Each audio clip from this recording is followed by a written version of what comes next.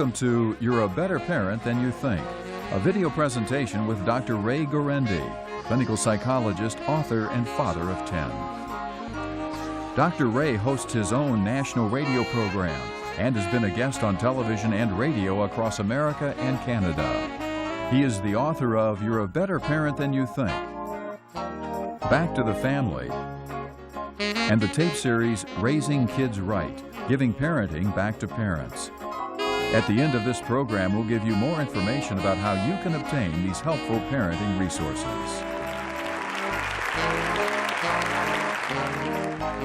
Now watch and listen as Dr. Ray tells how to stand strong as a parent, how to discipline with calm confidence, and how to keep your standards high. Dr. Ray Guarendi. 85 degrees out there. Beautiful summer night. You people are here. Tells me one of two things about you. You are either caring, concerned, conscientious, involved, loving parents who would do anything for the sake and the welfare of your children. Or they're eating you up alive. Either way, God bless you. Thanks for coming. As you heard, the part about the 10 kids is true. That's why I'm here. They're awake now. They're in that fire setting stage. I hate that. People find out I got 10 kids, I always get this question. All right, now that you got your own kids, what have you learned? I've learned something very critical. I don't take them out in public. You know, you take them out in public, invariably they pull some stunt. Just embarrasses the heck out of you. If people know you're a shrink, it's worse, because you can almost hear them thinking out loud. Yeah, let's just see what Mr. Psycho Man does about this one. I figure it this way, though. We get our vengeance. Oh, it's true, the first 9, 10 years of life out in public, they embarrass us. After that, Dad, you embarrass them. It's like, oh, man, come on, Dad, don't wear the pants with the feathers. Dad, don't wave at me when people are looking right at us, and I'm not going to pull your finger. Why do you think people most want to speak to me? All settings. Family, friends, therapy, church, school. Does not matter. 90% of the time, people seek me out. This is the reason. Discipline.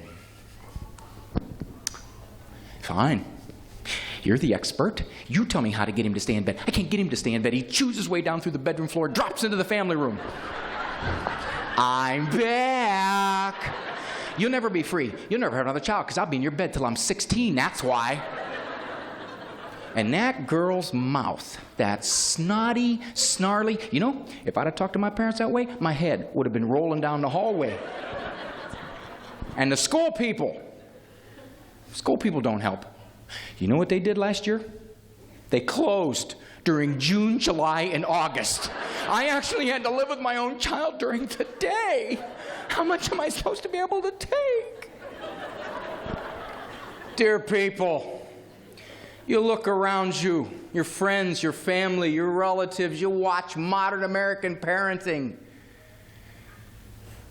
Do you think it's normal across a whole culture for so many grown-ups to be so frustrated?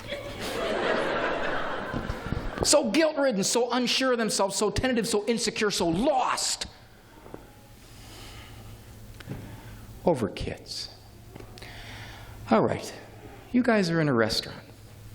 This is the first time you've been alone without the children in 4 years. You finally found an adolescent willing to babysit for $40 an hour plus benefits. All you want's a little peace, that's all, just a little peace. You look over at the door. You see me walk in with my 10 children, ages 15 to 2. Now, in this group, it might be a little different. You have a lot of kids. But for most American folks, would they think, oh, is that precious or what? Waitress, go get that family and sit them at this booth right next to us for the whole 4 hours we're here. I just want to watch them interplay.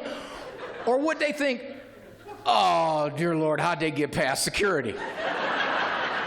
See, I submit to you, most people think the latter. Doesn't matter there's 10, there could be 2. Why? Because their belly's telling them something. Is that big person going to be able or willing to control those little people enough not to ruin my meal and everybody within 50 feet of the restaurant? And dear folks, I'm telling you, that is not a normal feeling. In my opinion, what you are witnessing in American culture is virtually unprecedented in the history of the world. Talk to a grandparent.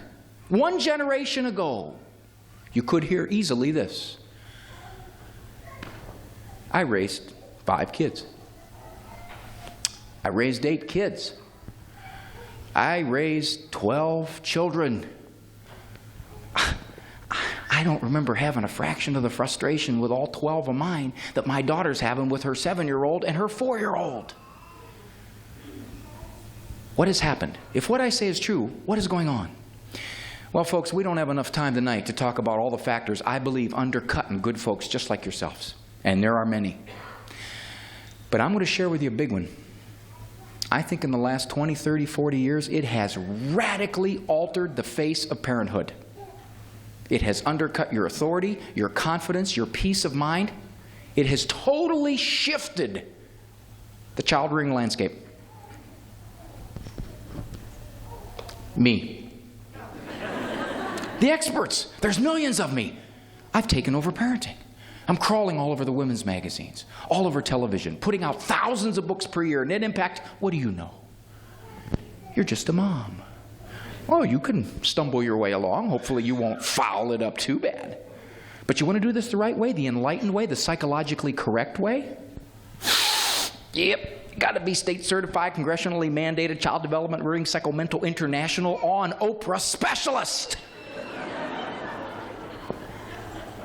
Why do you discipline your children? You ever ponder that?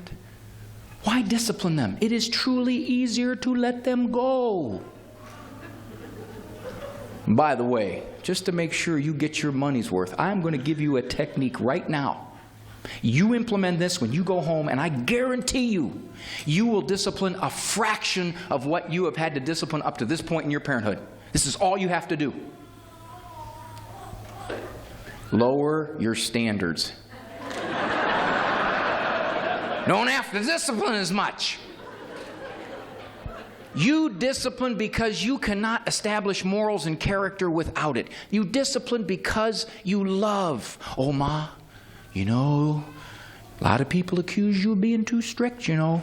Maybe your standards are too high. You're expecting too much. But you tell them, it all depends on who I compare myself to. You see, dear people, you compare yourself to those folks out there, no offense, but you're kind of a wussy. That kid mouths off to you, what do? You stick him in the chair. Oh, you're brutal.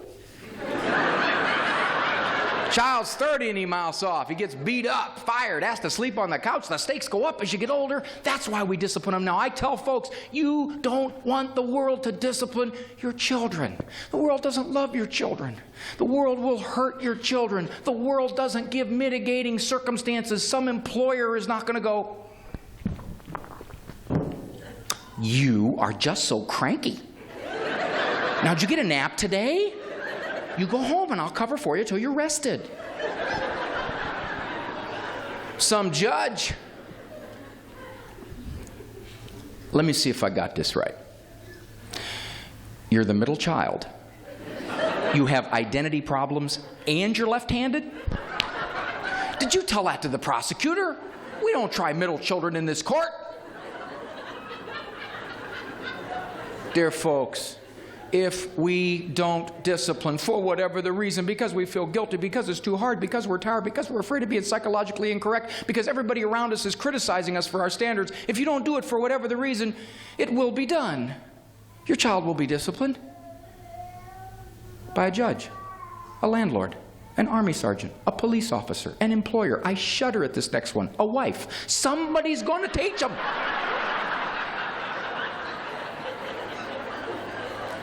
I am fond of telling folks, discipline without love may be harsh.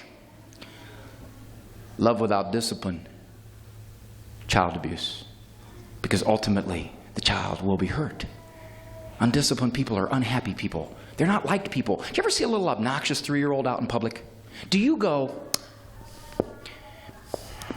you know what that child needs? Loving. I'd like to just swoop that little one up and go, and smack that parent. Oh, you may think that the first few minutes until the kid spits at you and hurts your kid. And then, what is your reaction? It's visceral, isn't it? My house, brat, 10 minutes. This is a little 3-year-old. You can't hold a 3-year-old morally culpable for their conduct, but we do in our reaction, right? Because we go, get away from me. I don't like you. You see how mean it is not to discipline? Part of the problem is discipline is not understood, especially by the children. They don't like this, no matter how good you are. It used to be a no-brainer of parenthood.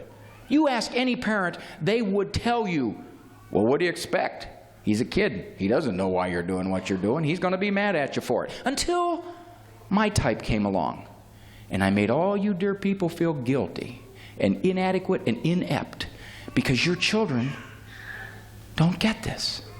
I've been shrinking now for about 25 years. Oh yeah, I used to be like 6'9". In the time I've been doing this, I've watched discipline become an ugly word. A word of psychological last resort, you know? Ponder it. Authority. Limits. Control. Ooh. They just sort of got a negative psychological tinge to them, don't they? I mean, can't we just mutually interface? Use iMessages instead of you messages. Active listening instead of passive listening. A red sticker system instead of a blue jelly bean jar. And the child will go, oh, mother, I've been so blind.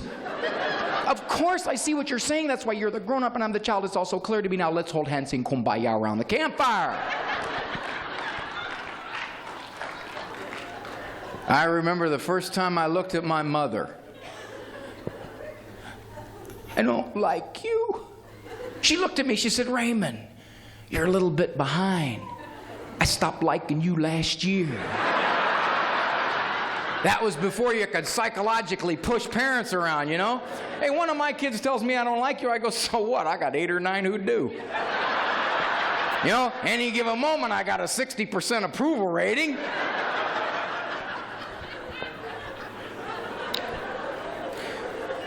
There is a phenomenon pervading our culture, pervades parenthood. I call it psychological correctness. Psychological correctness basically says this: for every situation, Dad, that you confront as a parent, there's a psychologically correct way to handle it. You just say the right words in the right tone of voice with the right logic, reflecting the right I message, and Dusty will wash his face before mold sets in. There are certain psychologically appropriate ways to interface with children. How do you folks know what they are? Did you ever ponder that?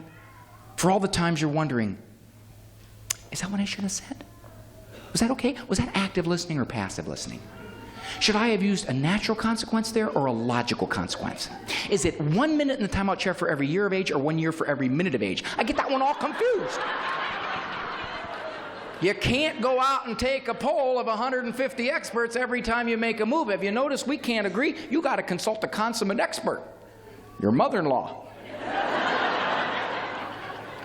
Dear people, you start wondering every step of the way if you're being psychologically correct, 2 things happen to you. 1, you lose confidence. You lose confidence, you second guess. You second guess, who's the first person on earth to know it? Oh, the child.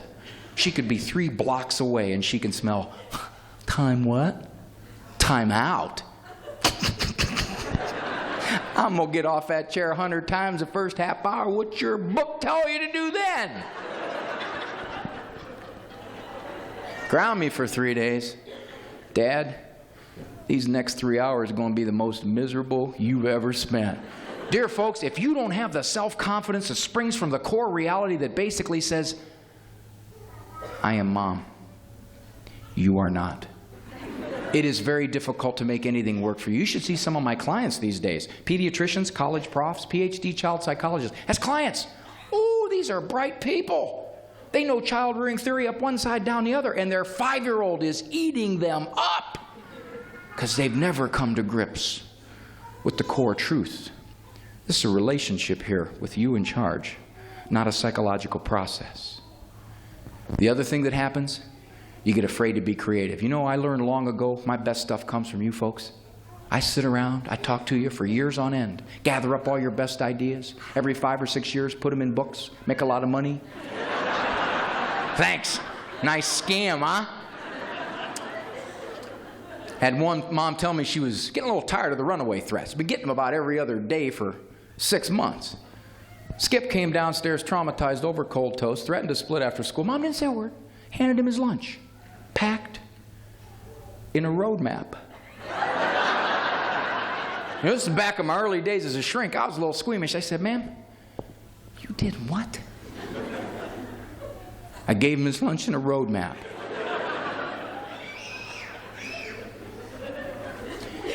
Ma'am, what state do you live in?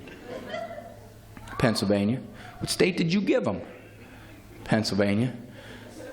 Aren't you taking a heck of a chance he's going to find his way back? You got to give him North Dakota, you know? That one interstate through the missile silos. You can't get off for hundreds of miles. After this mom described this on-the-spot motherhood, now I have never read anywhere about running away roadmap therapy. You have to know what she said next. Reflects the tenor of our times. Did I handle that right? Was that okay? You see, she needed the expert to stamp it. Psychologically approved. Had another mom tell me she used to do this. You're going to leave? I won't stop you. Before you go out the door, you stop, you take all your clothes off, you pile them in a pile. You came into my world naked, you're not going to take my stuff with you. My dad used to really be hardcore. And get the braces off, too. Right here. Now walking out with $3,700 in your mouth. You see, dear people, when you fight reality, reality always wins. We don't judge it by whether it's psychologically correct, according to whose theory. We judge it by how well does it work in your home, with your chastity, not her spike. With your morals, what are you trying to teach? So much of raising a child is not what's psychologically right or wrong, it's what's morally right or wrong. Nielsen, it's taken me 6 years of fatherhood to realize network television's pretty much total trash. So from this point forward, half an hour limit per day. I approve all programming.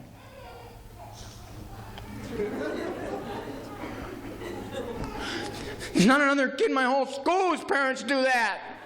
Probably right. Doesn't matter, Dad. That's your decision. You don't parent by consensus. You say blessings out in restaurants, out loud. No wonder your daughter doesn't want to be seen with you. It's not the pants. How many of you in here have children under 5 or 6? No wonder you're here, man. You're like my wife and I. We go anywhere where there's donuts and free child care. Hey, honey, look, it's an asphalt paving conference. Yeah, but they got donuts, free child care. Why don't we go?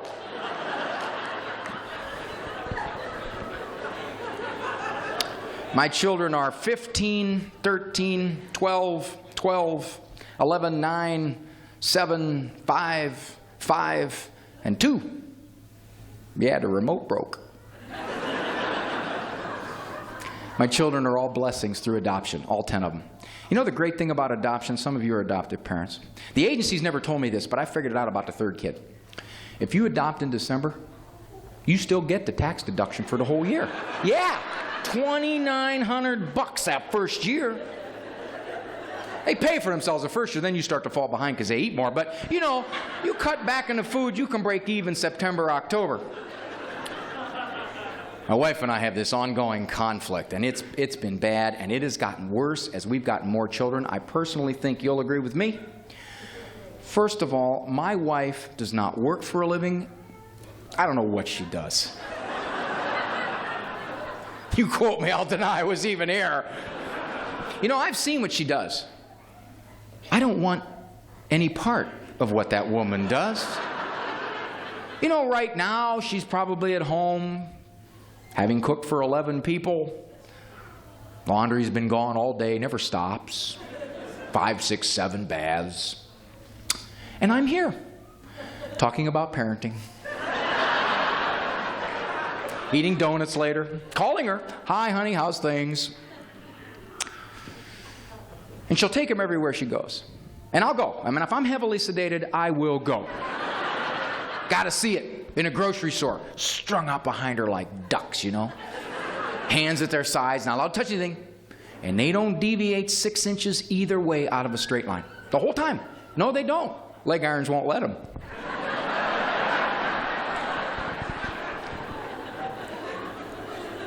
I got 3 white kids, 2 Hispanic kids, 2 biracial kids, 3 black kids.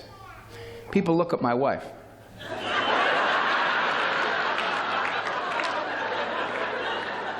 Some of them are pretty bold. Is this some kind of club or something?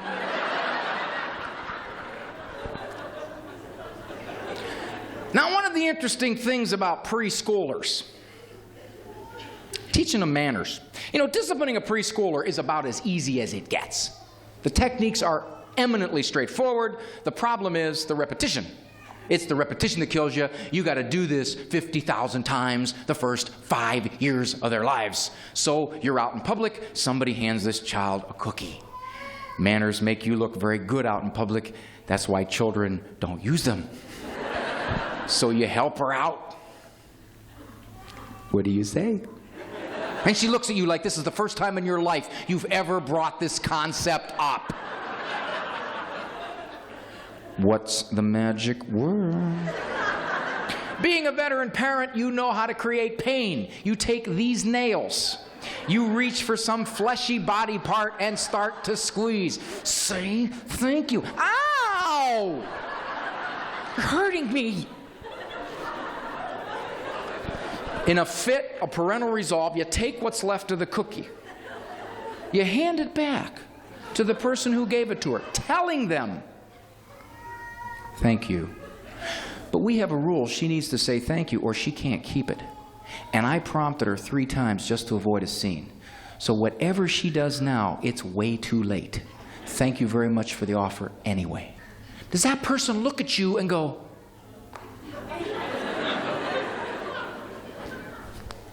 good for you? You know, you don't see parents do it. Honey, you're very lucky to have a mother like this. Now, you don't understand it now, but you're going to understand it 20 years from now. What does that person say? Oh, no, that's okay, baby doll. Here you go. I have 4 more bags for you because you live with a wicked witch of the West.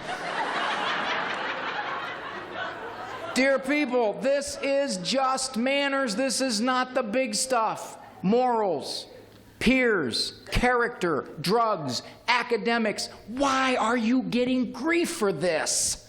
Simple. You have a standard, and you're enforcing it. An infectious mindset now pervades our culture.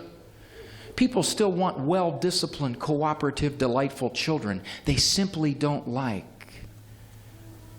when you have to discipline well to get there. It makes them squeamish. It makes them ill at ease. He wasn't the only one running. The other children were running too. Yes, I know, but I looked right at him and I asked him to stop, and he just looked right at me and kept running, so he's out of the activity. Boys run. He saw the other children running. They were bigger boys. He was just doing what the bigger boys were doing.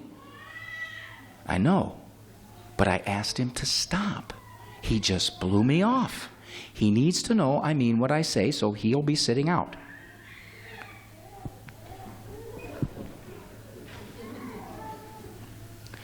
There are 12 other parents here. Your child is the only child being punished for running. I'm not punishing my child for running. Punishing him for disobeying. You see, dear people, you now get attacked and accused and questioned for doing what is good. For doing those things that the cumulative effect, 15 years from now, will have people come up to you and do this. You know what? You got great kids. And then you're going to have to fight the temptation to go, well, which is it? Do I got great kids, or was I a Mongol she-witch the past 12 years? It can't be both. Sometimes I'll ask my clients, how do you know what kind of parent you want to be? And they'll think about it and ponder. I think it can be reduced to this. Mother, what do you want looking back at you at age 22?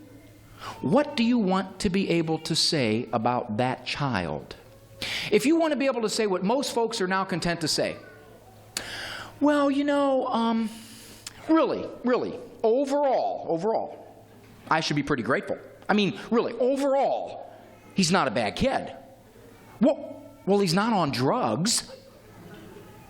She's had some trouble with the law, but don't they all go through that, you know? I mean, they all kind of have troubles with the law. I mean, just minor stuff, nothing really big.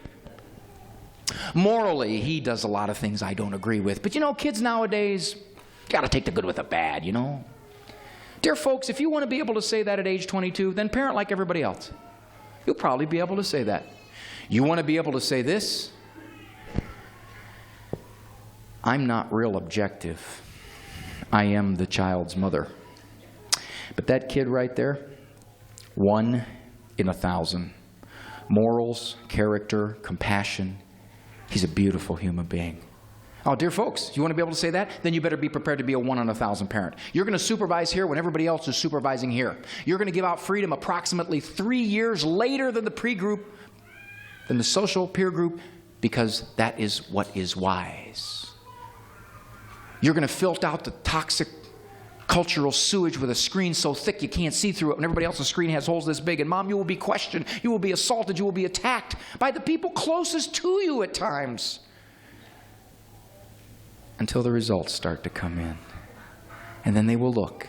And some folks don't even admit it then. They say things like this. Well, you know, you do. You really have good kids.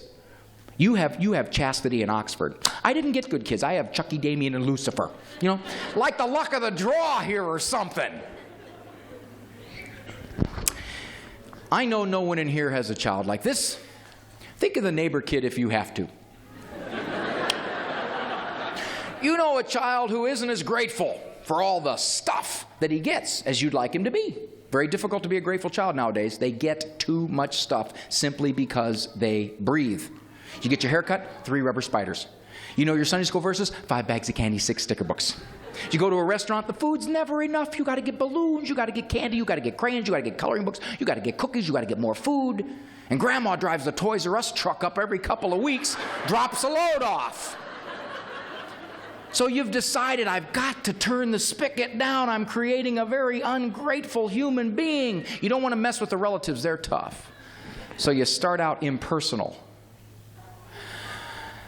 We will have 2 kids' meals, please. You keep the toys. Now, initially, the clerk looks at you with pity.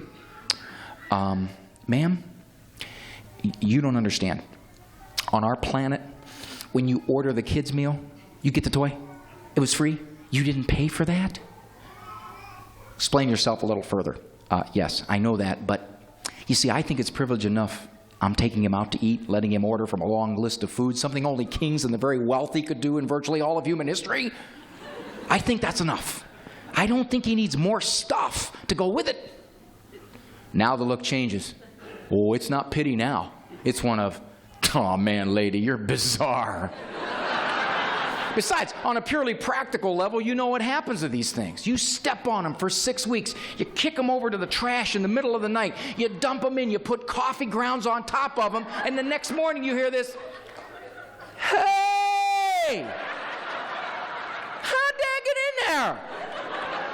I only got 55 of those. That was my favoriteest one, too. You ask the clerk this question. Have you ever had anybody do this before? No. No, you're the first. You see, folks, of the tens of thousands of people who have walked through there, if you say to yourself, what am I doing? What am I doing? I'm letting them market to my child. I'm letting them teach him to have, go, get. And you try to stop it. People don't look at you and go, you know what? You're one insightful woman. You're 1 in 1,000. No. They look at you like, oh, back off, lady. Lighten up. Is this your mother? You've got a case. Some of you have older children. Maybe you've decided you will discuss independent dating with your children when they are 16. Me, I will discuss independent dating with my children when I am dead. Now, back in the old days, the mid-'80s, you got grief from your children. You could expect that. What is different now? You get it from your peers. These are different times. This is not when you and I were growing up. These kids grow up so much faster nowadays. You can't protect them forever. That's a real world out there. What are you going to do? You're going to wrap your arms around them, protect them with some kind of moral, emotional bubble. When they finally get exposed to it, they're going to be shell-shocked. They're not going to know how to cope with it. If you make them a weirdo, if you don't let them get socialization, I'm going to tell you, you're going to regret it, because you know what they're going to do? They're going to get resentful. They're going to get sneaky, and they're going to get rebellious, and they're going to go behind your back. I had a friend whose cousin's brother lived out in California, who knew this neighbor's best friend's sister's cousin, brother's employee's brother-in-law's sister's cousin. They didn't let their son date till he was 16. I'm going to tell you something. He ran like a wild dog when he got to college. Yes, people have a penchant for arguing by exception. Let me give you the rule. Recent survey said if a child has a first date between the ages of 11 and 13, 90% chance of being sexually active senior year. First date 14, 50%. First date 16, 20%. Given those statistics, my wife must have had her first date when she was 28. You know the definition of impending middle age? It's when your wife gives up intimacy for Lent. And you don't realize it till Monday after Easter. You see these guys right here, they're like, what's your point, man? Hey, we know when Lent is. It's January 6th, August 27th. We know when it is. If I'm not in a good rhythm tonight, folks, I got to apologize to you. My wife and I, we sort of been having this recurrent tiff. And every time it comes up, she utters the same accusation. Ray, get out of the 70s. You know, ladies, one thing about us guys, and you know this, if you tell us to do something one time, we do it. I sense incredulity. So I said, okay, get out of the 70s. I'll show her. Now, I have 5 boys and 5 estrogen Americans. I'm not going to take any of the girls with me to get their mother's present. The boys, they barely know they got a mother. The girls know everything that their mother does at any time, any place, anywhere. So I'm going to do this myself. Get out of the 70s. I'll show her. So I got her one of those mood rings. See, that's how she reacted. And see, you guys, you laugh. But you don't know, because those things really work. They do. When she's in a good mood, turns green. When she's in a bad mood, leaves a red mark on my forehead.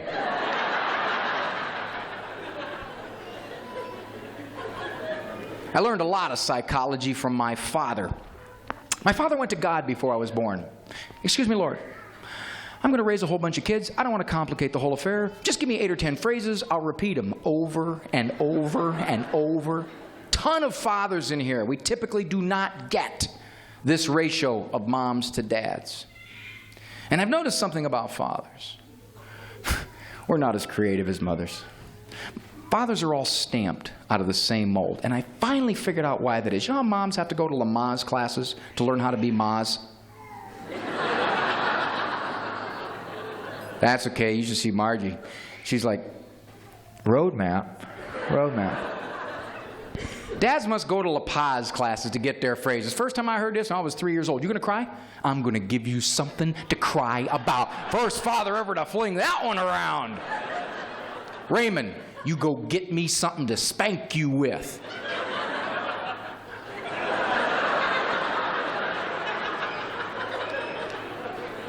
But fathers are very generous people.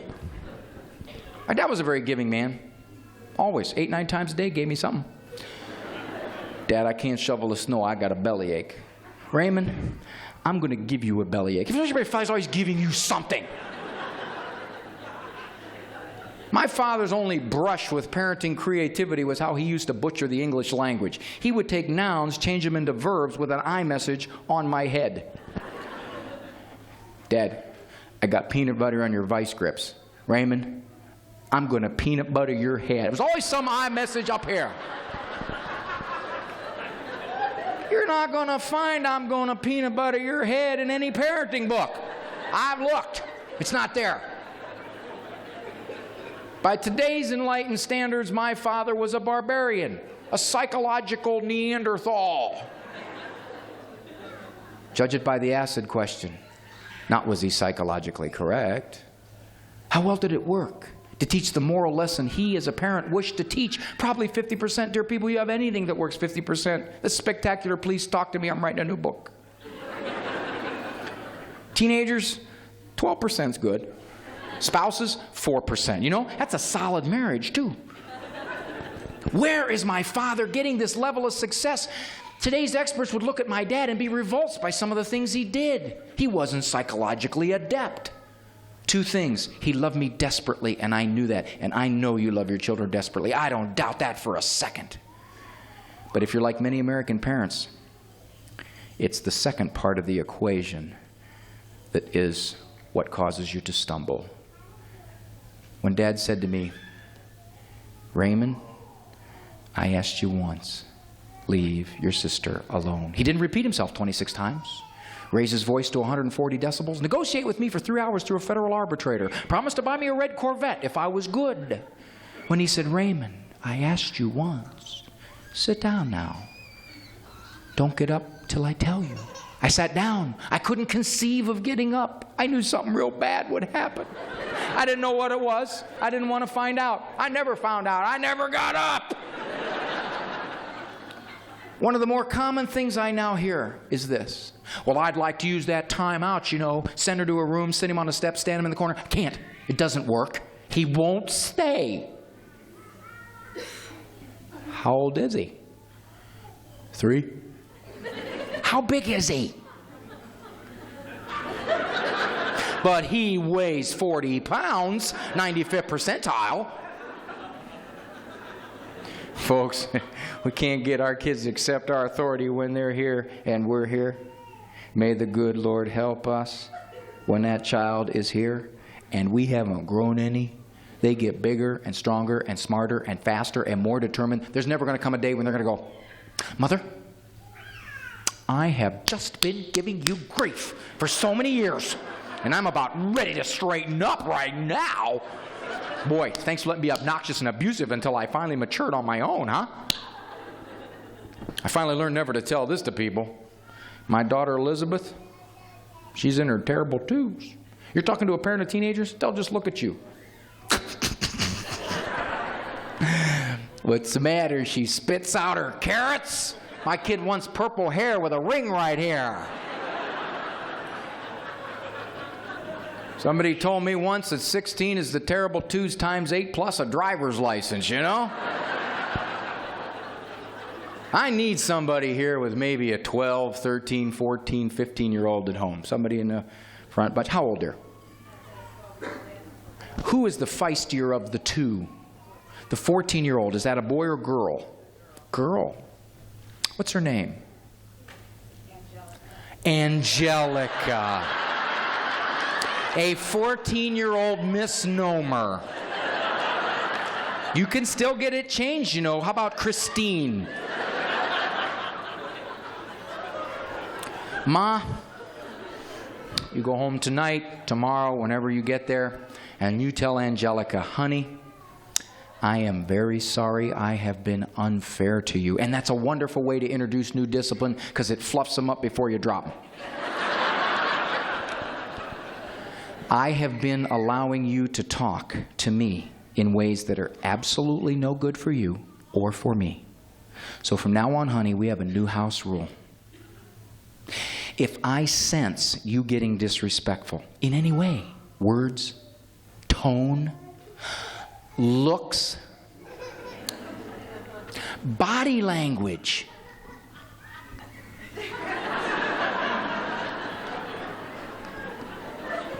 Angelica, All I have to do, honey, is smell it.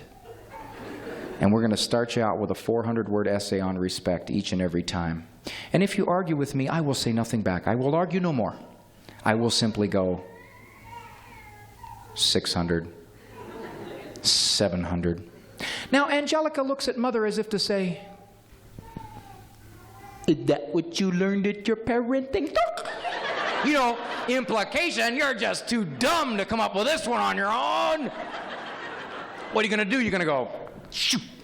Boy, you know, that sounded pretty good in there in that place where that guy was talking about that, but there was no kids in there. Sure, he sounds real tough when he's not right in the heat of the battle, and besides, he doesn't know Angelica. She's too strong-willed. That might work with some other kids. That's not going to work with Angelica. I got to find something I can take from her that she can't do anything about. I'll put it in the trunk of the car, drive the car into the lake. She won't be able to get it back then. Mother, Angelica has no grasp of what you control. Electrical outlets, utilities, laundry service, food service, money supply, transportation, all links to the outside world, computer chips, the airwaves. You control life.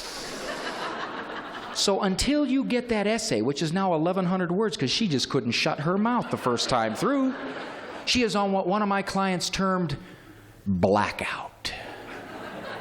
Blackout is complete cessation of everything except love, some kinds of food, maybe the bathroom. I don't know how Angelica is getting to soccer practice. There's no transportation. It's all shut down. She can't call anybody. There's no phone. She can't email. There's no computer. There's no outside. There's no friends. There's no activity. There's no money supply. That means she packs her own lunch for school because there's no money supply. If you go out to eat tomorrow night at Pizza Hut, she goes. She does not eat. Eating out is a privilege. She can make a sandwich before she goes. You wash your clothes? Don't wash anything that is her favorite. Wash what you choose to watch. Until you get that essay, Mother, she's shut down. Is this cruel, dear people? Is this cold? Is this smashing a gnat with a sledgehammer? No, no, no. The average American parent cannot quietly look at their child and go, that's very disrespectful. Please go to your room. You sit on the steps, young lady. That's a wrong way to treat your brother. You write your grandmother a 300-word apology for talking to her that way while she watched you. And it happens. You have to get that. If you have a little 4-year-old who won't stand in a corner, won't sit on the steps, black them out. I watched Barney, Mom? I watched Barney? No, you don't watch anything. You owe me lots of corner first. Chocolate Sunday whiff on us, Dad. Chocolate Sunday whiff on us. No, your sister and I will eat a chocolate sundae with us. Matter of fact, we're driving through now. You're going to watch. Till I get my corner time, you don't have any dessert at all. Plays with a toy? Gone, maybe forever. Favorite shirt? Gone. Favorite cup? Gone. Favorite stuffed animal? Gone.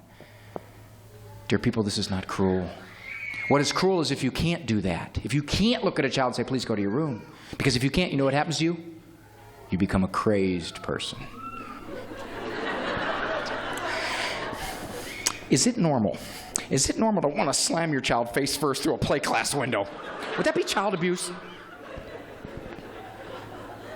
Now you have to be careful. Don't mishear me. You don't want to get carried away. You can get carried away. My dad got carried away. He did. Said things that made me neurotic. Raymond, you shut your mouth and eat.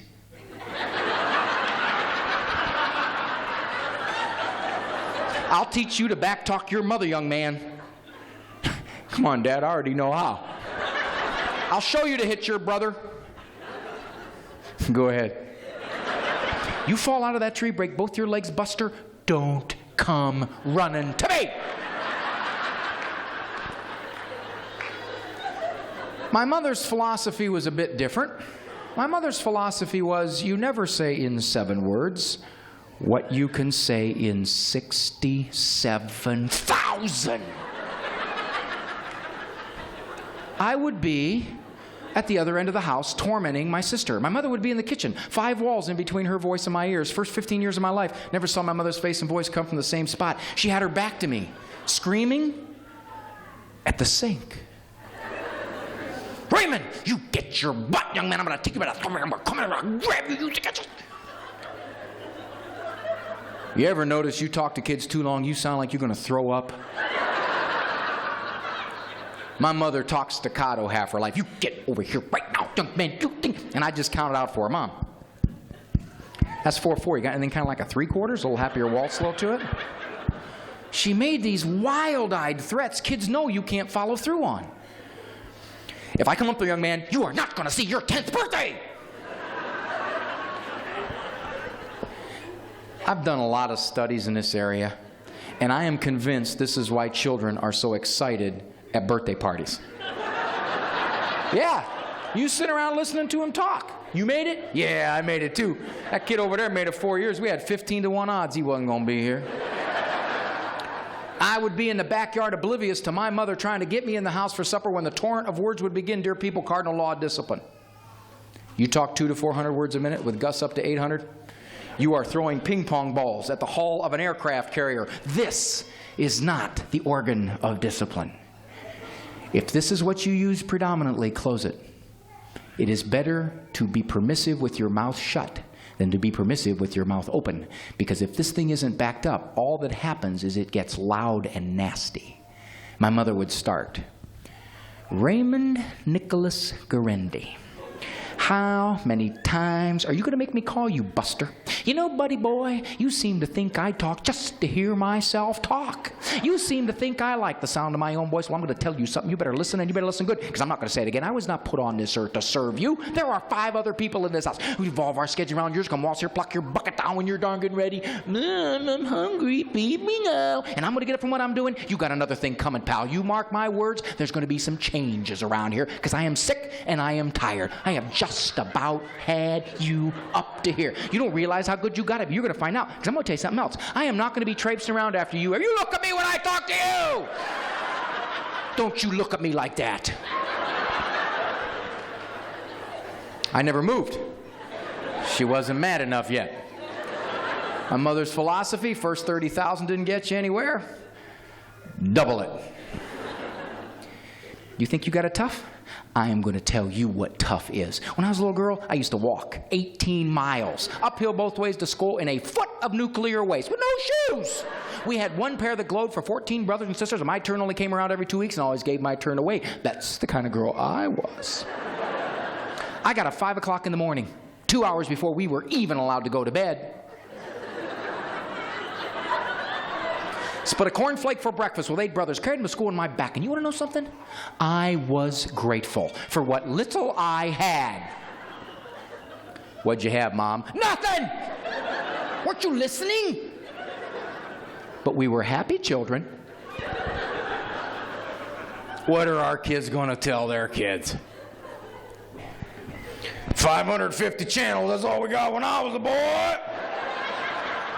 You used to have to make your sister go get the remotes for it when I was a boy. I only had 9 of them, power buttons up at the top. Had to stretch your thumb there, get that top power button. Sometimes your hurt stuff right in there, you know. One winter it got so bad, after my mom done shoveling the driveway, she only made it halfway up the walk before she collapsed. I had to step over her with my hot chocolates. I spilled some right there, should have sued her. Pop never said a word. His discipline kicked in. This is not psychologically correct. The experts would be revulsed. Did it work? Yes. Because he loved me. I knew that. Because he meant it. I knew that. If this didn't work, he was going to move. I'd lived with him long enough to know that. And because I thought he didn't know how to use verbs yet. Hey! Dad, I wash my both cars. I rake the leaves. That big wet spot right here, you know? I'll tell you what scares me. Ought to scare you, dear folks. You're good parents. You're trying hard. You come to these talks, pick up a nugget or two to take back with you. You're fighting genetics. Good Lord planted in you this discipline gene just sits dormant till you have children. Then, no matter how much you said this wouldn't happen, you start to evolve into your own mother. You start saying things you said you'd never say when you were a kid. Why, young lady? Because I said so. That's why. Look, you're becoming your mom. You got liver spots, right, where she had them and everything. I am becoming my father. Last year, transformation entered its final phase. I started wearing blue boxer shorts with sailboats on them. Walking around the house, black socks and sandals. Shutting off every light. What do I own the power company around here? Shut the door. I'm not heating the backyard. You're born in a barn? My little boy was climbing up on something the other night. My wife said, Raymond, please, deal with him. I was being a good father most of the night. I was in my Barcalonger with my seatbelts on. I didn't want to get up, so I looked over. James. Hey! He stood there quivering. My little girl 3 rooms away came running in. Daddy, I'm sorry. I'm sorry, Daddy. Neighbor kids bringing back stuff they stole from the garage last summer, you know? That's power. That element of ultimately kind, sturdy self-confidence. What has happened? Remember the look? Many of your parents had the look. The look is dead. Most parents do not have the look. Not with all of their children. You got it with Angelica. But not with all of them. Children haven't changed. Here's where the change has taken place. We're not as sure of ourselves. We're not as confident of ourselves. We're second-guessing ourselves. If I leave him on the potty 3 minutes too long, is he going to grow up to be a tattooed-faced motorcycle gang member on acid? You named him John because you were hoping it would help in the toilet training. Sometimes I'll tease my clients, what would your mother have done had you talked to her that way? No, you don't know my mother. Well, wait a minute. You were a 13-year-old girl once. If 13-year-old girls are so automatically obnoxious, why weren't you? Well, I may have felt like it, but I didn't do it. Why not? I just knew. You just knew what? Something would have happened. What? I don't know. Why don't you know? Never happened. Why didn't it happen? I never did it. Why didn't you do it? Something would have happened. What? I don't know. Why don't you know? It never happened. Why? Never. Abbott and Costello routine. But you see, dear people, the reality it speaks of, I call it the sense of parenthood. Yes, it is love to be strong. It is love to be confident. When you're not, you get shaky. You get upset. You don't like what comes out of your mouth. And part of it is, I must confess, I think we've done a lot to undercut the good people. The kinds of folks who come to these kinds of talks trying hard to be good parents. We are also a microwave culture. We want results now, instantly, minimal effort, done. I get up in the morning, I put my mug in the microwave, I punch in 60 seconds, and then I stand there like a crazy man. Come on, come on. What's with this thing? I haven't got all minute. Come on. This has trickled into how we approach children.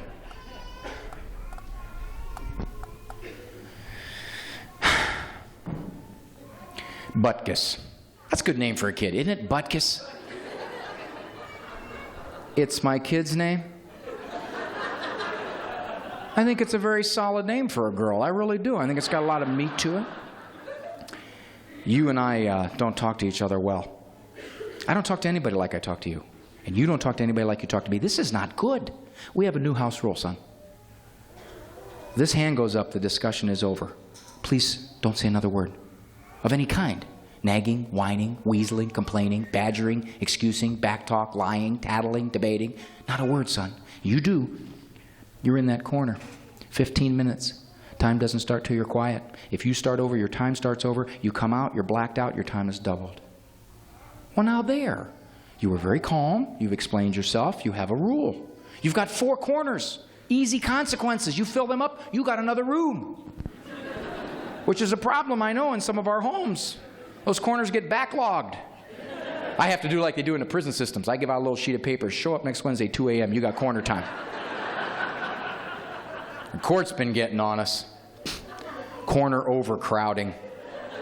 We had to develop a halfway couch program. You know, you have done the easiest part. You have done the part a child could do. The part that makes you a parent is coming up next.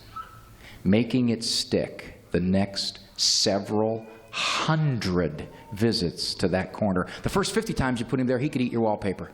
He could see which foot makes the blacker mark on your floorboard. He could start this running monologue the second his nostrils hit that vertex. Am I done yet? I hate this dumb corner. I hate this dumb house. You never send Chastity to the corner. She's your pet. That's why. Why'd you even bother to have me? I know why. Didn't want to do no work around here yourself. That's why. Wish Grandma was my mom. She loves me.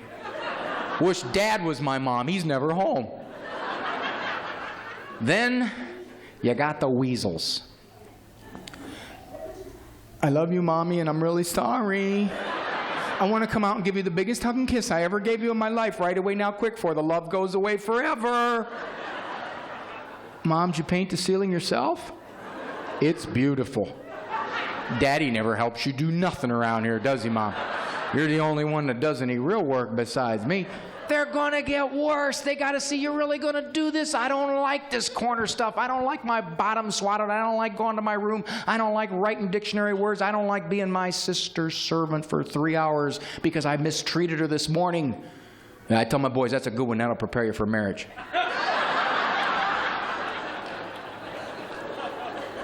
The essence of your discipline is time, not technique. Time, repetition over enormously long periods. My son Andrew is 15. He's the oldest. I got to thinking the other day, now how many times has this boy been disciplined in his life? Tangible consequences now, not mouth. Mouth is not discipline. Mouth is mouth. Mouth just gets loud and repetitive. It is not discipline. This thing is not backed up. Just go like this. Actual tangible discipline consequences for Andrew. I came up with a figure between 3,000 and 4,000 times total. Boy, that sounds bizarre, doesn't it? I mean, what's this kid's head made out of? Cinder block? I mean, when's he going to get the idea here? Break the numbers down. I started disciplining him back when he was 18, 20 months, putting him on the steps, swatting his bottom, putting him in bed. 13 and a half years ago. 5,000 plus days ago. That means the boy gets disciplined on average about 1.5 times a day. And the bulk of that was when he was a preschooler. See how the numbers mount up, dear people? We're not talking dozens here, Ma. We're not even talking hundreds. We're talking thousands. So how's he doing after 5,000 pieces of discipline? Well, he's a pretty good kid. He's not on drugs.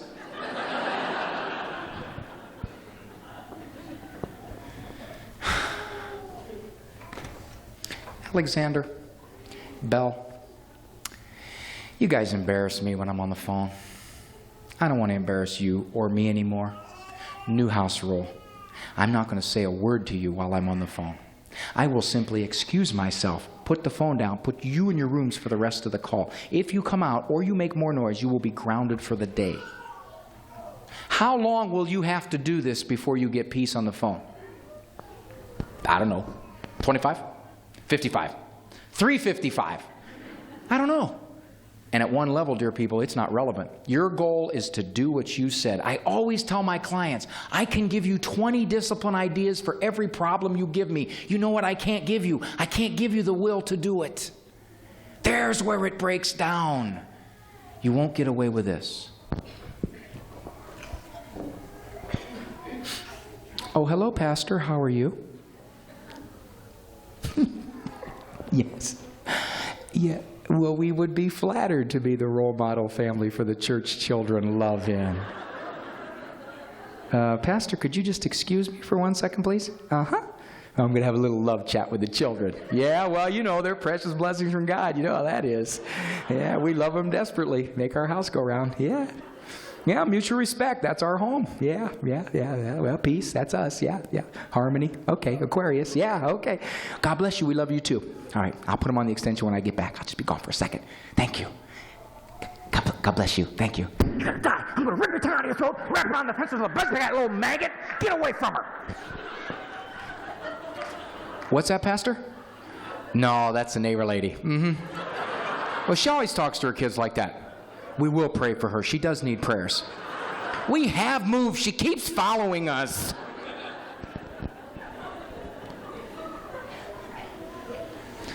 A culture wants to know why something is occurring. Human instinct says, explain this to me. But there is a conflicting human instinct. The one that looks this way first for explanations when we should look this way. This is where we look first if you want to know why something is occurring personally. Look this way. Don't look this way.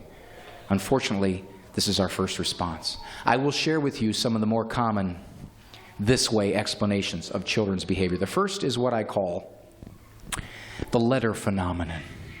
Here's how it works. Take a child. Do not love the child. Do not discipline the child. Do not socialize the child. Do not parent to the level the child needs parented. Some kids need this much parenting, and they come up well. Other kids need this much. And if you don't parent to where they need it, if you're only parenting to here, it would be sufficient for this child. It is not sufficient for this child.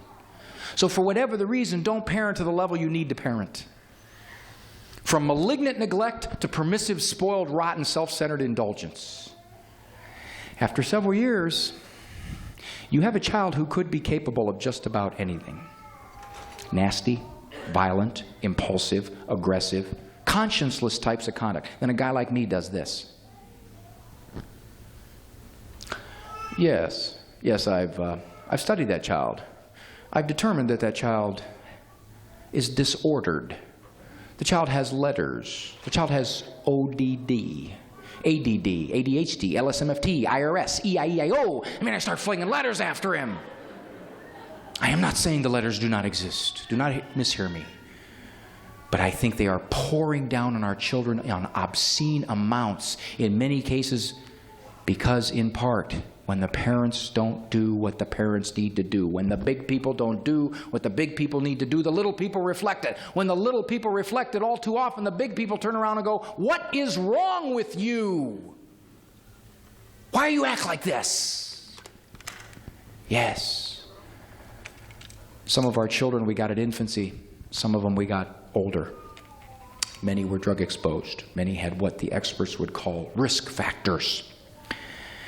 My son John and his sister Joanna were 4 when they came to be our children. When we visited them at the foster parents' home, the first few visits, my son John punches me in the face, attempts to strangle my wife, and kicked the foster father about 14 times during one of his fits. We walked out of there and my wife had just developed a tic. She was going like this. And she said to me, "Ray, we might want to rethink this." And I remember thinking, nah, he's got to come to our house. Johnny was starting to develop letters. He had enough letters after his name, I think he could have spelled another name. None of which have panned out, except the letters I gave him. I diagnosed them. Very common preschool disorder. Behaviorally regressive attitudinal trauma. BRAT. I'm going too fast for this whole row right here. You'll get to go home and get in bed with your bunny slippers and the Afghan, just hanging her a little more. The adolescent counterpart to that, significantly nasty oppositional tendencies.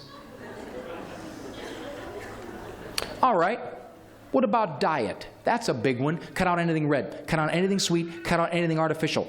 Cut out anything that remotely tastes good. Give him a dry cracked wheat brown berry tofutti sandwich on bean sprouts. This kid will get better math scores, kiss his sister on the lips, and paint the house. There's only one problem with diet. Little one. Doesn't have much research support. That's right. Oh yes, there are a few children who are systemically allergic to some things. And yes, nutrition is very good for overall bodily health. But the idea that I eat this, I act this, there's no research support almost at all for that notion. But that notion has been swallowed whole by our culture. He went to that party last night. He had 3 Reese's peanut butter cups, 2 cans of Mountain Dew, and a Kit Kat. He came home and torched the dog. Now, I told those people, no Kit Kat. It was the Kit Kat. Probably not. All right, birth order. Middle child syndrome. I tell parents, if you're that afraid of middle child syndrome, don't have an odd number of kids. You got an odd number, have another one. Give one away. Wipe out that middle spot.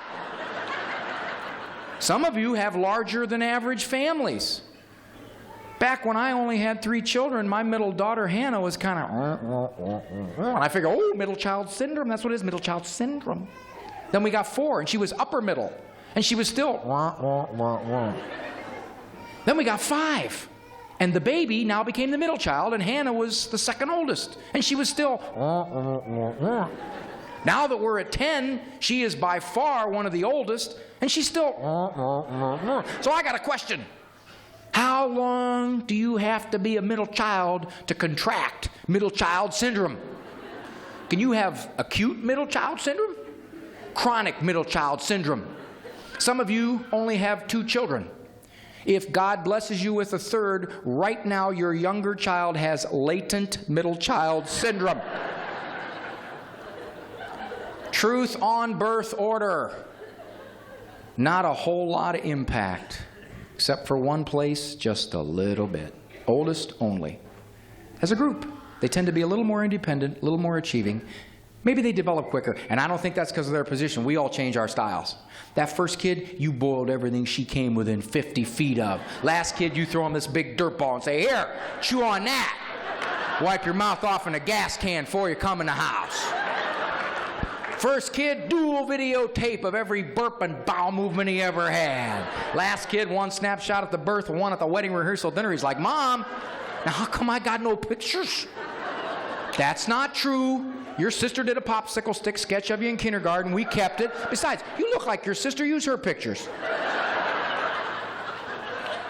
First kid, you sneak into her room every night, stick a mirror underneath her nostrils, make sure she's still breathing. Last kid, you tell the dog, get out of the crib. Don't lick him in the face. No, I was talking to the baby. You don't know where that mouth's been. Somebody asked my wife when our 9th one, Peter, was about 2-3 months old, Petey sleeping through the night yet? My wife said, I don't know if he is. We are. You know, I mean, you just get to that point. The older kids start calling you on it, don't they?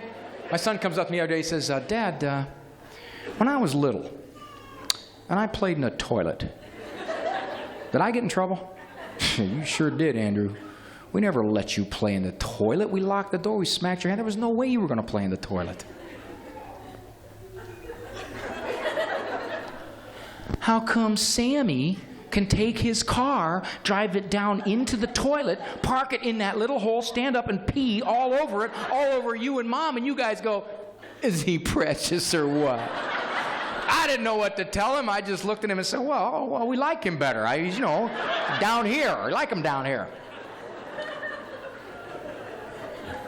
And some ideas are so foolish, only intellectuals could actually believe them. And one of these is that there are no differences between little boys and little girls. Why? They're just socialized into different roles, subtle but very powerful gender norming forces. You give a little girl a front-end loader. She'll carry it around for 4 years and become an asphalt paving tank crew commander. You give a little boy a baby doll. He'll carry it around for 4 years and become a nurturant preschool teacher. 50% of little boys will rip the head off that baby doll and turn it into a machine gun. We're wired different. God says it. Human history says it. The research says it. You ever hear a little girl play with her dolls? Now, you take that and you walk over there, okay? Now, when you put that there, I'll put this over here. Okay, Jenny, did you want to come in and play? Okay, well, you wear your purple dress because your purple dress is that nice dress that really looks good on you. You ever hear a little boy play?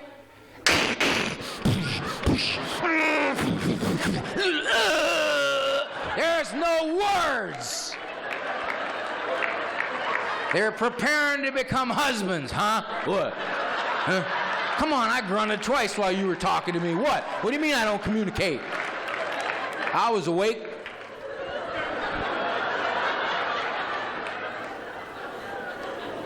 We're wired different. God says it. Human history says it. The research says it. For example, little girls, women, are more verbal than little boys. Men, they talk earlier. They talk better. They talk longer. That's why if a mom drifts into a discipline trap, it's usually something along these lines. Talk, talk, nag, nag, repeat, repeat, negotiate. Talk, talk, nag, nag, repeat, repeat, negotiate. If a dad drifts into a discipline trap, it's usually something along these lines. Tolerate, tolerate. Oblivious, oblivious. Ignore, ignore. Kill! Tolerate, tolerate. Oblivious, oblivious. Smash! Tolerate, tolerate. Women are more observant than men. They're more attuned to the environment. They notice everything. About everybody. At all times. Forever. To be used upon men who get to a point in our lives, if we even notice our wives are out there, we get extra credit. Guys, when's the last time one of our buddies came up to us and did this?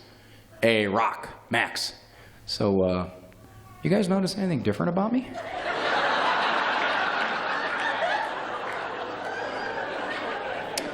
Women feel more than men. You know, their whole sensory apparatus is more finely attuned to the environment.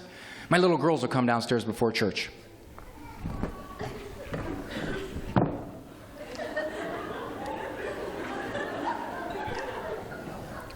Sarah, what's the matter? Sarah, it's 10 feet from your bed to here. What could possibly have upset you in that distance? Okay. This is touching me right here. I don't like the way this touches me right here. And my socks are twisted and they got strings on them and they won't stay in one spot.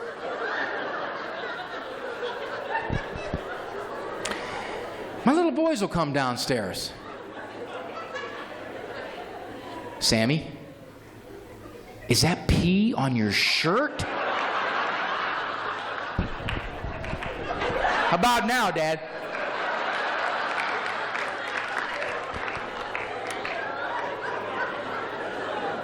First day of kindergarten, I asked my son, Andrew, how was school today? Okay. What'd you do, pal? Nothing. What is your teacher's name? I don't think she told anybody, Dad. I think it's teacher, same as the other ones. First day of kindergarten, I asked my daughter, Hannah, how's school today, baby? Well, okay, Daddy. My teacher's name is Mrs. Bartley. Now, Mrs. Bartley has 3 children, Jessica, Jason, and Ashley. I know their birthdays, their favorite colors, their middle names. I'll tell you those later. We did 12 activities. The pumpkin cutting activity we started at 8:07. Ashley was my best friend and partner until 8:15. Then she got mad at me. I don't even know what I did. But Jessica told her I wanted to be her best friends, and Tiffany came over, and all 3 of us are really best friends. Now, Mrs. Bartley has this little brown mark right here. You can't tell it's there unless she goes over to the window and she stands like this. If she does, the sun comes in off the window, through the Venetian blinds, off the clock, through her glasses, back like a prism, off her bifocals, and you can see it. For 4 seconds, Daddy, nobody saw it except me. It was 12:07. I saw it, and I figured everybody needed to know. They had the same teacher.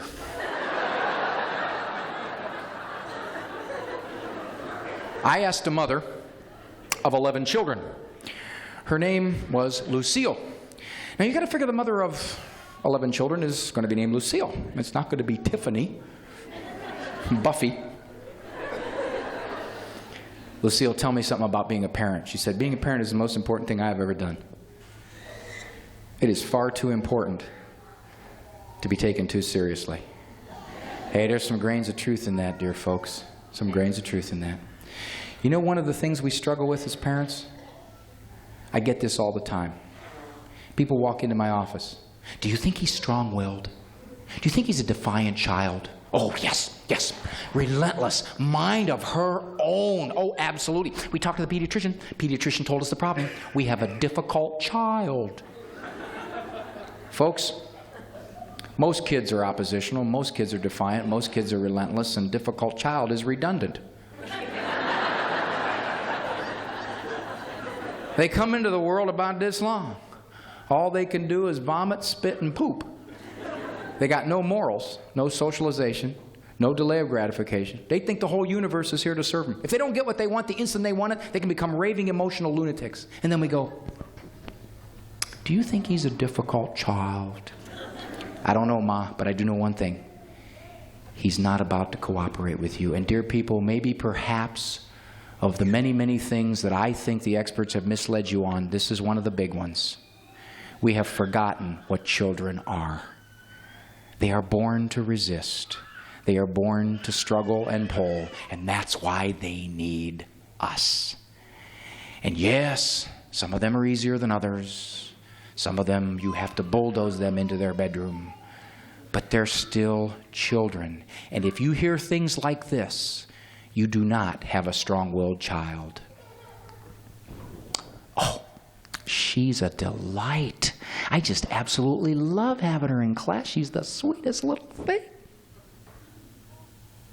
He was fine until you walked in.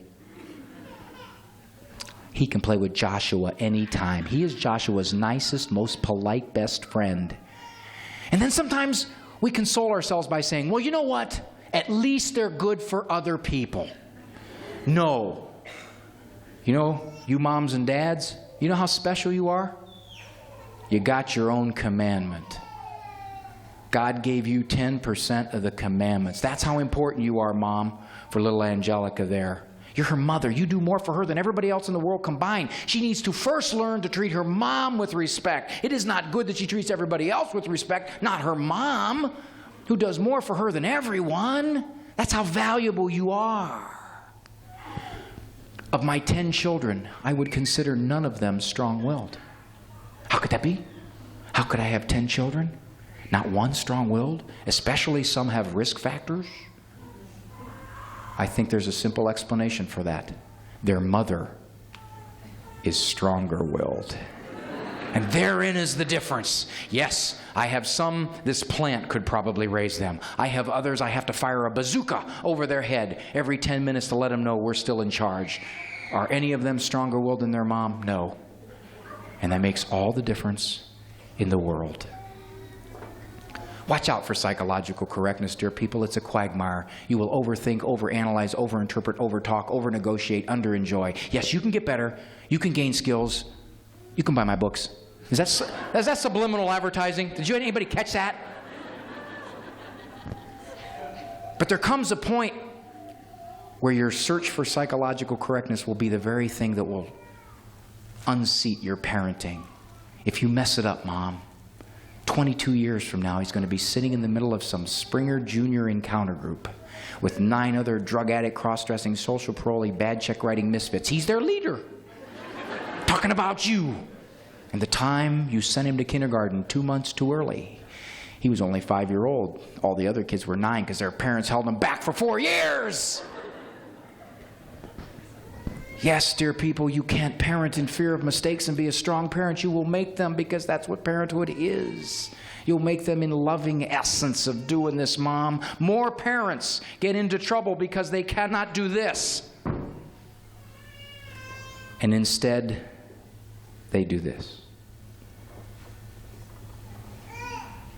Contrary to what the experts say, this does not breed rebellious children. In the context of love, firmly standing your ground, stating your limits, and putting your standards up here where they belong when everybody else's standards is here, does not breed rebellious, unsettled, negative children. It breeds kids who are great kids, and not just because they're not on drugs. You want a simple test for your authority? You do this. Next time your child does something wrong, and you're allowed to use the word wrong, by the way. You know that? Even though we've whitewashed those words out of our vocabulary. Don't you love it? That's unacceptable behavior. That's inappropriate. The ice pick in your sister's head is inappropriate behavior. Unacceptable. No, it's bad.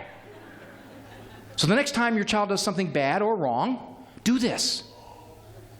This tone of voice, one time. You go sit up on your bed, young lady. I'll come up and talk to you when I'm ready. You go to your room.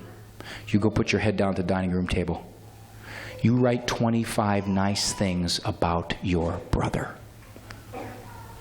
Well, there's not 25 nice things about him. Make them up. I do with your father. And then watch what happens. You see, what happens tells you how the child views us. Not what kind of difficult child you have necessarily, but how he views you, mother. If he won't go to that room, if he comes out 26 times, if he trashes everything in it, if he screams for 4.5 hours, he's telling you something. I'm going to keep coming, lady. What are you going to do about it? Because I'm just going to keep coming. And he's not necessarily relentless or oppositional or defiant or strong-willed. He's a kid. And remember, they want you to think you are ruining them. No child is going to go, oh, Father, you know, these decisions of yours, these parental decisions, as I've done an informal survey of all of my friends, you are quite the most strict parent of all of our friends, and you are beginning to chafe me just a bit. No. They want you to think your decisions are ruining their lives. I used to do this to my mom. Fine, you're my boss. You can make me do what you want now. When I'm 18, I'm going to do the exact opposite of everything you ever taught me. You can make me go to bed now. When I'm 18, I'm never gone to bed. Do you know what I do? I call her up about 3:30 in the morning. Mom. Yeah, I'm still awake. You know what else? I got every light in the house on. Refrigerator doors wide open. I just drank straight from the milk cart. Later on, I'm going to run with the scissors.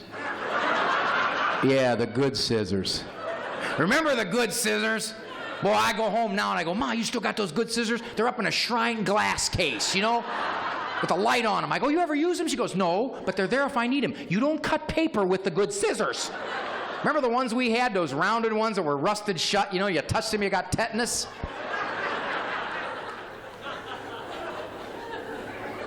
Before I go, I want to share with you just a couple of thoughts. You've been very patient. The kids have been remarkable.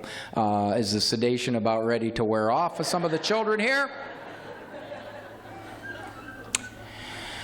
I have learned something other than psychological stuff.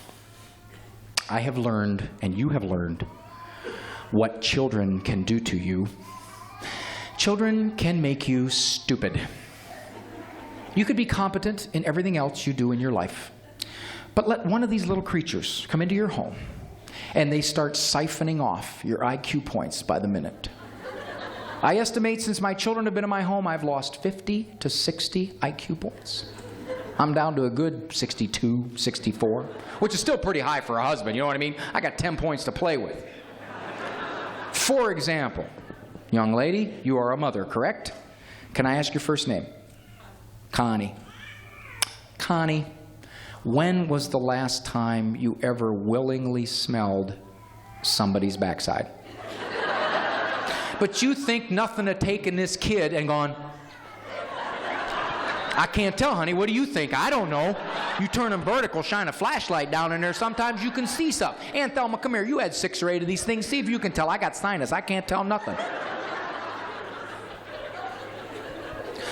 I can't be grossed out. You know, looking out at all of you parents, you got that parent look on your face. That, you know, that look that, did I leave the iron on? You know, you got that look. And I got that look. And we didn't used to look this way. We used to be kind of cool, you know? We did. We used to look good. We used to smell good. People go by me now and go, you got kids, don't you? I can't be grossed out. My little daughter's about 14 months old, sitting in a high chair in a restaurant, mauling a cracker. Doesn't look like a cracker anymore. It's this big amorphous blob covered with spit. She's tired of it. She takes it out of her mouth and she goes, what do I do? The people in the next booth are going, oh, man. Waitress, seat in non-spitting, please. Non-spitting. I can change her diaper eating a sandwich. Oh, yeah, apple butter. Yeah. You know, sometimes I get confused, you know. And you know, some of you people, when I first got here tonight, you're so sweet, you're so warm, and you're trying to strike up conversations with me, and I have to look like a doofus because I can't converse anymore. Before I was a parent, I could talk to people, big, long, global conversations. Given the burgeoning democratic movement in Eastern Europe, I'm considering those countries still tied to the rather antediluvian caste system that they labored under for so many centuries have squashed individual initiative. That's why I think they need the self-discipline of a gold standard underpinning the currency. Otherwise, you get hyperinflation. Monetizing the money supply crushes the middle class. Downward deflationary spiral. Let me draw a parallel 2nd century AD Phoenician currency. They had a bicameral legislative house, somewhat similar to our own. Now I sound like this. You know, this is the 3rd night in a row his poopies had those little green things in them. I don't know what those are. Same ones on the birth video. Did I show you the birth video? I speak some kind of perverse form of iambic pentameter. Do we poopy doopy? Come on, it's time to go sleepy beepy night night with Teddy Betty. You got a pee-pee? And speaking of pee-pee, little boy babies come equipped with this little water cannon.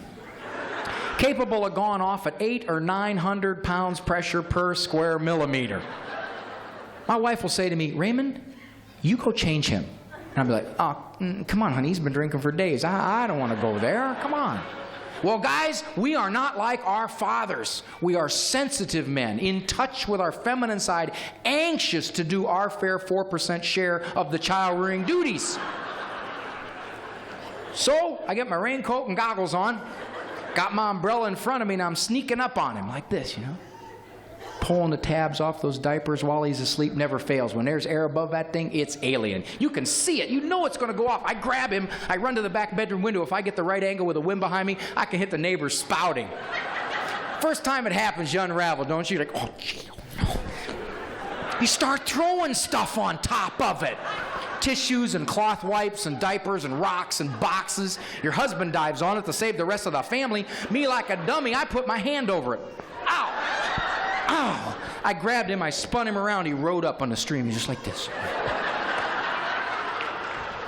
You cannot enjoy children if you are caught up in psychological correctness.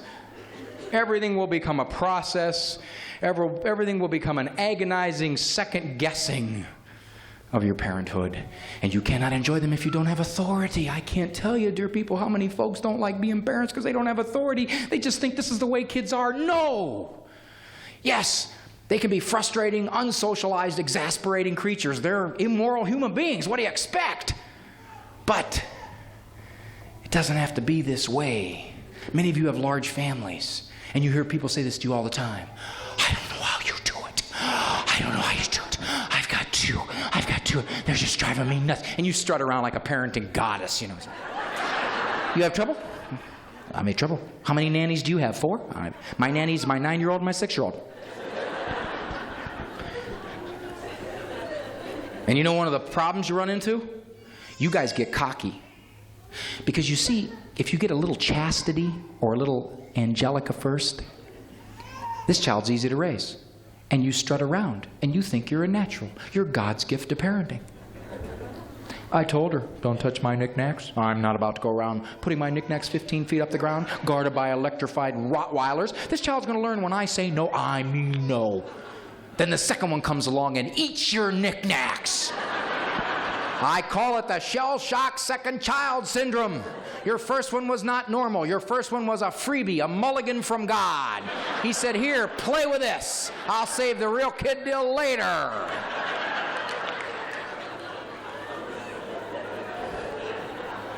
If you can't laugh with them, laugh at them.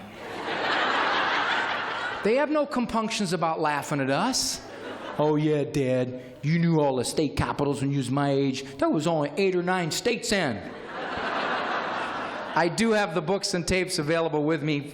Briefly, let me tell you what's in them. Better Parent, kind of a self-confidence, authority, help you stand strong book. Back to the family. We interviewed strong families in all 50 states. They had the 1 in 1,000 kid. We said, okay, how you doing it? You got great kids. Folks will ask me, is this available on video? Yes, it is. This and 4 audios and a new book on the 100 most common discipline questions I get asked. So these are available. All of them come with a Springer guarantee. Your children will never be on Jerry Springer. You know, unless it's from a past life. I can't do anything about that. One final closing remark to you, dear, dear people. I do this to save you untold agony. This is probably the worst thing you can say to a child. It won't affect them. It will haunt you all your days.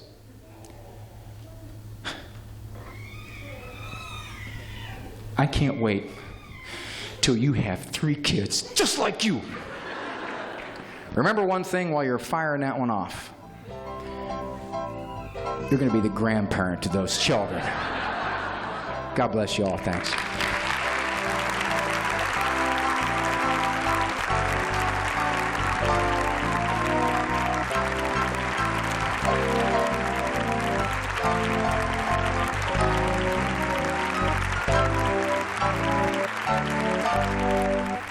Repetition for emphasis. It's a good learning philosophy, except when it comes to wordy discipline. At the risk of nagging at you one last time, let's emphasize several core truths about good discipline. 1. Discipline is love in action. It is teaching at the most gentle hands a child will ever experience a loving parents. Discipline now, and the world won't later. 2. Good discipline is grounded in good sense. It always has been. It always will be. New and improved parenting theories are new, but aren't always improved, and sometimes are much worse than time-tested methods. 3. Good parents make mistakes, lots of them, and learn from them. Disciplining in fear of mistakes only erodes your self-confidence, and self-confidence is crucial to taking the hard but best stands. 4. Strong discipline isn't complicated. It's founded upon a few basics and the will to persevere with those basics. Discipline is easy if you're willing to work hard at it. 5. Discipline is action, not talk. Discipline with consequences, and you'll discipline less. Discipline with words, and you'll discipline more. Action discipline leads to calmer and quieter discipline. Wordy discipline leads to louder and meaner discipline. 6. All discipline interacts with a one-of-a-kind object, a child.